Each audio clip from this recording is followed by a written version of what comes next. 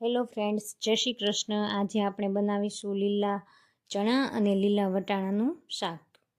અત્યારે શિયાળો છે, આ બધા શાકભાજી મળી રહે છે અને નવું શાક બને તો મજા પણ આવે।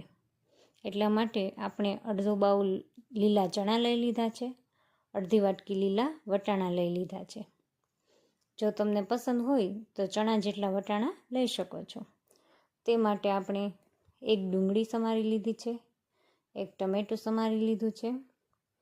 ત્યારબાદ એક કુકર મૂકીશું, તેમાં 3 ટેબલ સ્પૂન જેટલું ઓઇલ મૂકીશું, 1 ચમચી રાઈ નાખીશું, અડધી ચમચી હિંગ નાખીશું, પછી ડુંગળી ટમેટું નાખીશું, પછી તેને મિક્સ કરી લેશું। ત્યાર પછી તેમાં અડધી ચમચી હળદર નાખીશું, પછી 2 ચમચી જેટલું મીઠું નાખીશું। મીઠું સ્વાદ મુજબ લઈ શકો છો। ત્યારબાદ તેને મિક્સ કરી લેશું।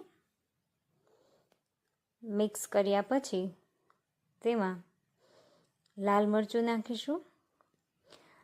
લસણ ભાવતું હોય તો લીલું લસણ પણ નાખી શકો છો।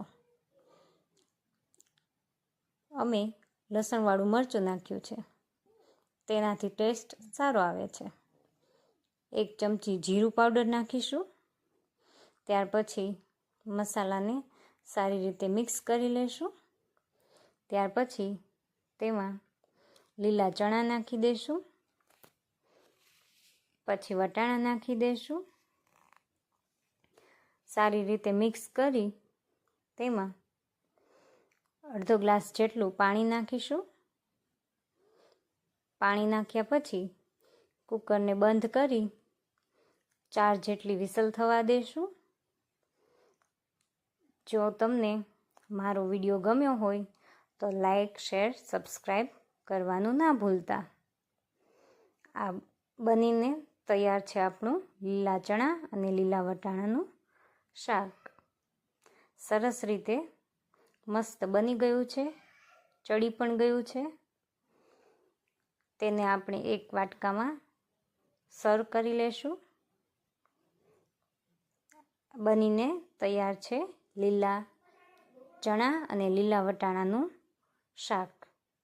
કોથમીર નાખી તેને ગાર્નિશ કરી લેશું। જો આપને આ રેસીપી ગમી હોય તો લાઈક, શેર, સબસ્ક્રાઈબ કરો। Thank you.